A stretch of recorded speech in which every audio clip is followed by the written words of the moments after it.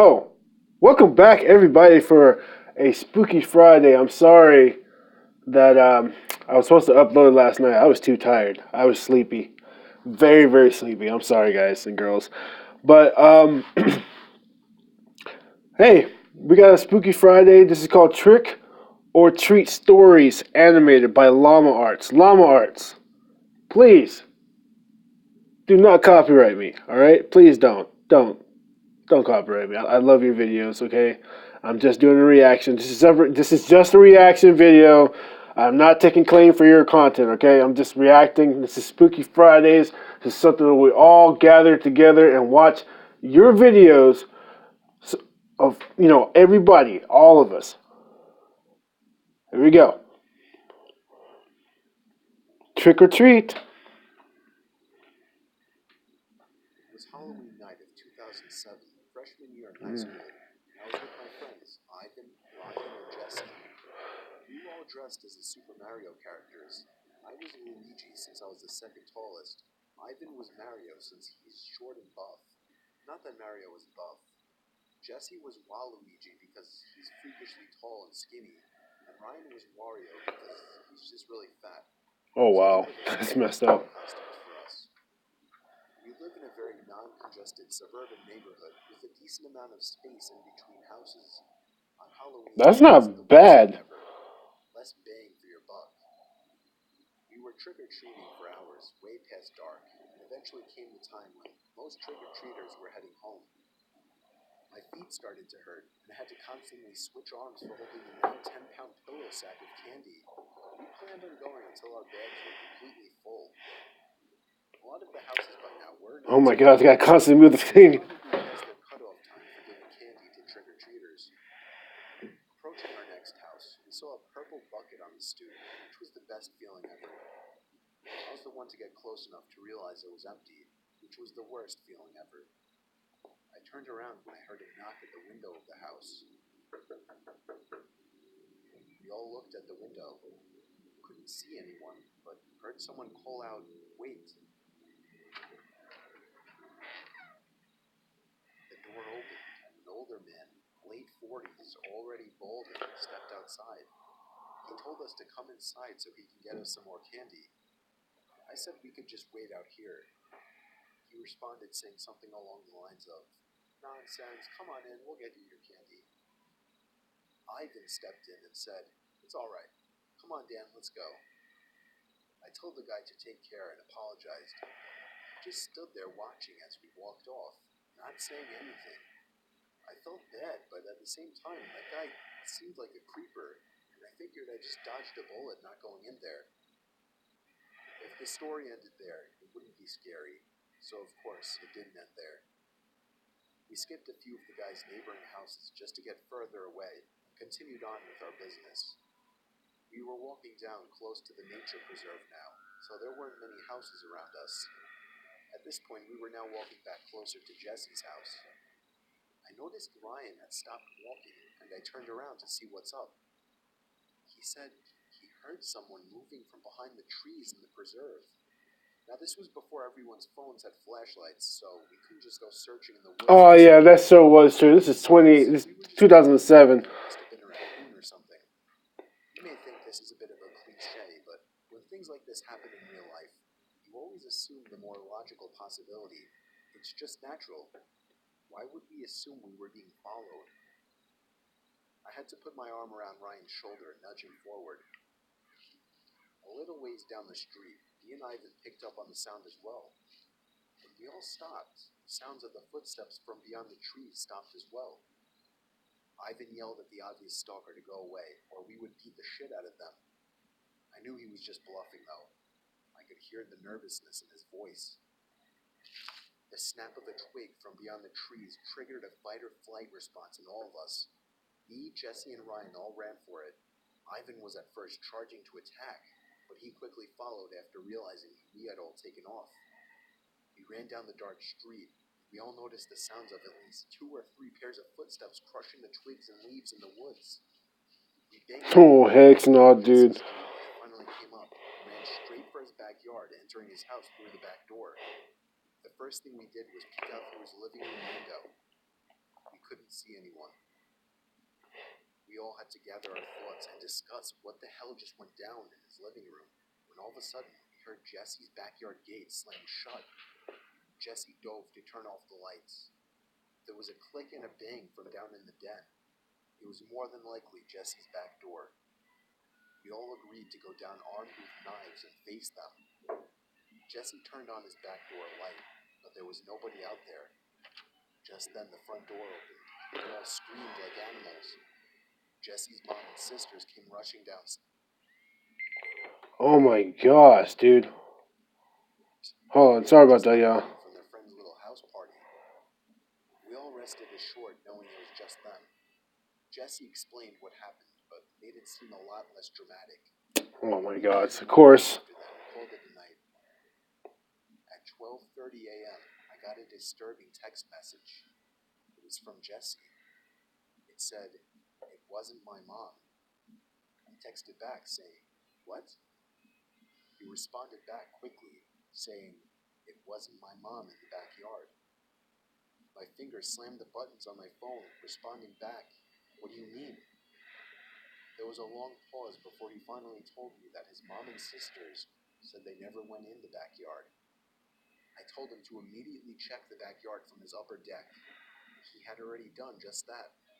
He also told his mom everything, and she had already called the police. They didn't find anyone back there, but Jesse did mention the guy who invited us in while trick-or-treating. Nothing ever became of that, and nothing ever happened at Jesse's house again after that one Halloween night. Oh my gosh, heck no. Alright. Alright. Alright. That's the first video. Stalk in Japan. Okay.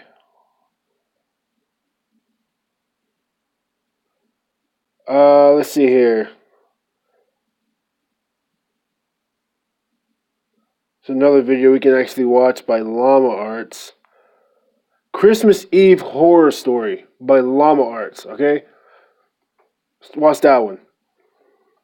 I get it. You checked out our stuff, but you're still not fully convinced. This is Ben. Ben wasn't fully convinced either to join the Amazon FBA program, but he ended up joining anyway. Skip! I'm sorry, man. I'll watch that commercial later on. A Christmas Eve Horror Story by Llama Arts.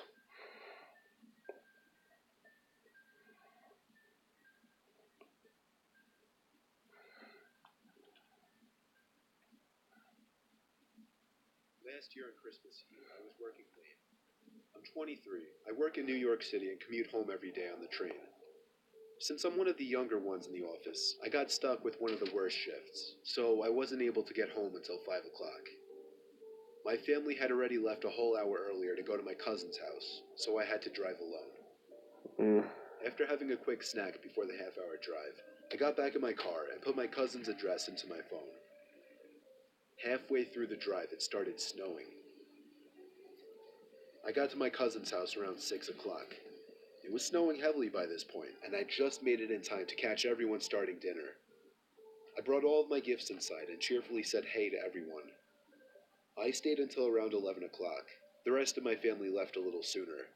I stayed an extra half hour or so just to hang out before leaving myself.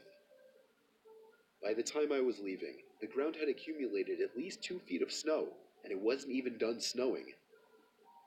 The drive home was nightmarish. The roads were hardly even plowed, and I had to drive under 20 miles per hour on most roads. The roads were completely dead at this point, though, most likely because everyone was smart enough to go home before the snow accumulated.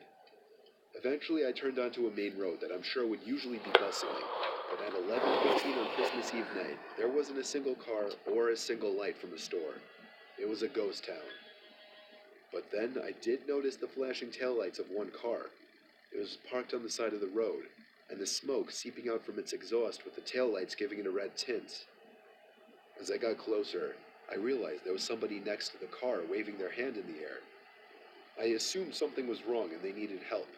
So, me being the good Samaritan I am, I pulled up behind the car. When I opened my door, the guy approached me immediately, barely even giving me time to step out. He was an average-sized man, probably 5'10", 180 pounds. He spoke in a very demanding voice, asking me if I know anything about fixing an engine.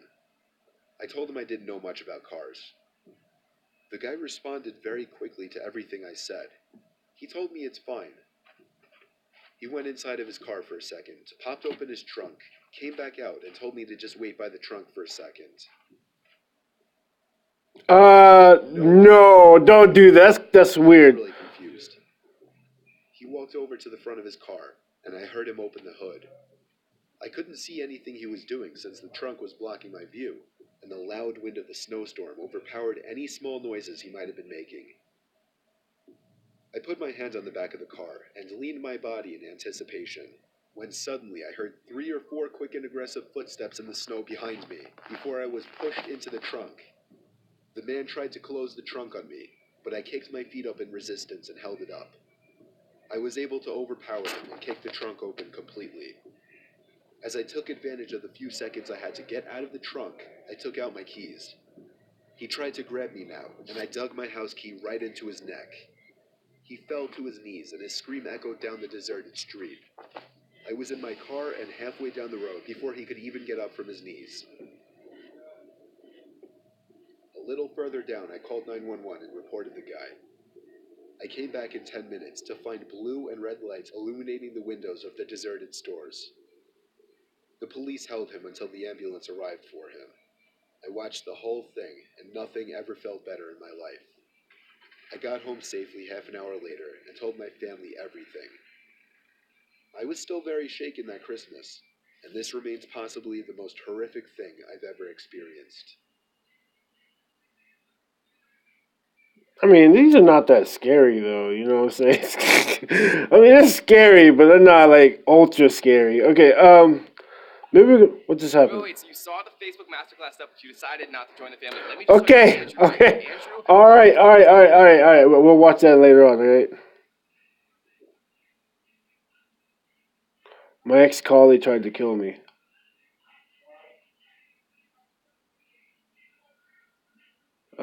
Let's see here. What's the ex-colleague? Wait. Who is it by? That's the question. Hold on. Is it by Llama Arts? Back when I was 21 years No, old, it's not I by was a Llama Arts. strategic Hold on. firearms commander. This meant that I led a team into dangerous situations that oftentimes involved Hold on. hostages. All right. By Wansee Entertainment. Listen, please. Why am I upside down? Please do not copyright me. This is just a reaction video. There's tons of people watching your video that's reacting to it. Please do not copyright me, okay? So this is my ex-colleague tried to kill me. Or civilians who carried guns or other deadly weapons. I had a second-in-command firearms commander working beside me. His name was Callum, and he was my best friend. We always hung out outside of work. And while on duty, he would always joke around and make us crack a smile, even when we were dealing with pretty distressful stuff. We once had a case where a man had possession of a firearm, and we were assigned to take care of it. Callum seemed particularly eager and jumped out of the van before it even came to a full stop. When the rest of the team reached the scene, the man was already shot. Callum still had the gun in his hand. Soon after, I asked Callum why he was so eager to do it. And then he said he had no specific reason. He was just excited. I believed him because he was my best friend. Later on, when I was looking at the man who was shot, I looked him up on social media and realized that he and Callum added each other on Facebook. Upon further investigation, I realized that there were thousands of messages sent between the two where Callum revealed sensitive information about several operations. I knew that he killed this man on purpose, but I had no way of proving it. He was taken to court and was sentenced to 3 years in jail for perverting the court of justice. I testified against him and was no longer his friend. When I was 24 years old, I was still on the firearms team. All that happened with Callum was behind me, and I was happy with my life. One night I went home really late after work. As I walked to my apartment, I realized that it was trashed. I called the police and they reported it, but there was not much they could do because I didn't have a CCTV. As I got into bed, I saw that there was a note on my bedside table. All it said was, "Remember me?" I instantly recognized Callum's handwriting. And now that he was out of prison, I thought that he would move on with his life. I was so wrong. This was his revenge. The next day, I went to the underground parking lot and I saw that my windscreen was smashed. It was clear that he wasn't going to be Oh testifying my against him. goodness. That's a lot of money he had to pay I back. also saw him near my apartment. I ran after him, but he ignored me and ran away. I tried calling his old number, but it was no longer in service. Then an envelope was sent through my door, and it contained hundreds of photos of me at work, home, and even out with my girlfriend at clubs and restaurants. These were all taken very recently. The last one, though, was a picture of Callum and I from years ago, and on the other side, written with a big red marker, were the words, "You're dead." I reported this as stalking and hoped he would end up back in prison. The police had gone to his listed address, but there was no one there. In fact, all of his bags were packed. I knew he was still in the area somewhere, though. One day I was by myself in an unmarked car, and I saw this Toyota Yaris, and it was driving close behind me.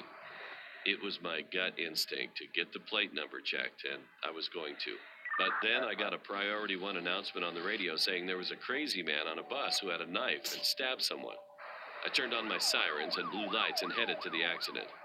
As I got on the bus, he was already arrested, and the ambulance was already there as well.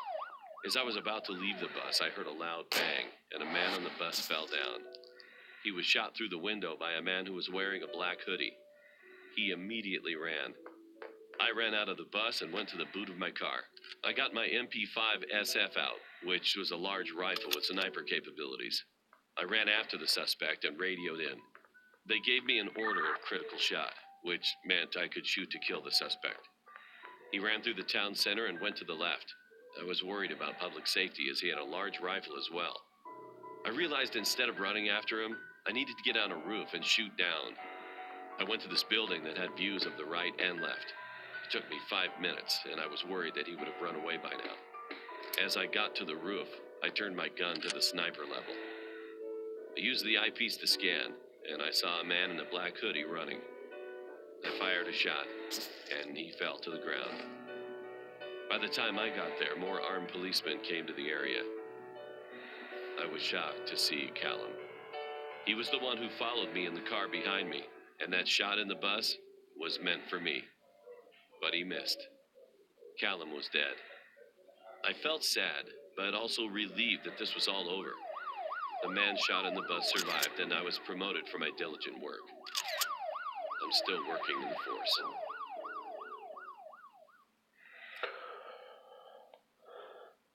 Wow. These are like real life, actually more realistic horror stories, right? Versus like monsters and all that stuff. So, it's scary because stuff like this do happen in real life. It's more realistic, basically. But I will be posting another Spooky Friday video, even though it's going to be on a Sunday. I will be posting another one because I was supposed to be making 2 videos for that. So the next one is going to be more real, true horror based Spooky Friday, where there's like monsters and all that other stuff. So y'all stay tuned. Llama Arts, Wansee Entertainment. Please do not copyright me. All right. This is Trey Parker. I catch y'all later. If I can.